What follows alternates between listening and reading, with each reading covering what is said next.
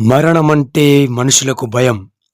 అందుకే మన పూర్వీకులు అన్ని మత గ్రంథాలలోనూ పునర్జన్మ ఉంటుందని రాశారు. అలాగే ఉంటుందని మానవాళిని నమ్మించారు. ఇప్పటికీ మనలో కొంతమంది ఈ పునర్జన్మను నమ్మరు. వారే నాస్తికులు.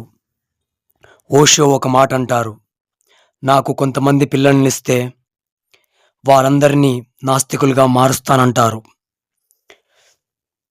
ఒక నాస్తికుడే ప్రతి విషయాన్ని ప్రశ్నించగలడు. భగవంతుడున్నాడా లేడా, నేను ఎవరు, ఎందుకు జన్మించాను, నా జీవిత పరమార్థం ఏంటి, ఏది శాశ్వతం ఏది అశాశ్వతం అని తెలుసుకోగలడు.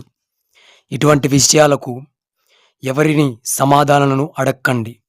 ఆధ్యాత్మిక గురువులైన, ఋషువులైన, ఫిలాసఫర్స్ అయినా ఎవరు చెప్పిన సమాధానాలైనా మీరు నమ్మకండి. మీకు కలిగే అన్ని ప్రశ్నలకు మీరే సమాధానాలను కనుగొనాలి. అప్పుడే మీరు మీ నిజమైన జీవితాన్ని జీవించగలరు. లేదంటే దేవుళ్ళ గుళ్ళ చుట్టూ, ఆధ్యాత్మిక గురువుల చుట్టూ తిరుగుతూ మీ జీవితాన్ని వృధా చేసుకోవాల్సి ఉంటుంది. ఈ భూమి మీద మీకంటే ఎవరు ఎక్కువ కాదు, మీకంటే ఎవరు కూడా తక్కువ కాదు. అలా అని ఎవరు మీతో సమానమూ కాదు.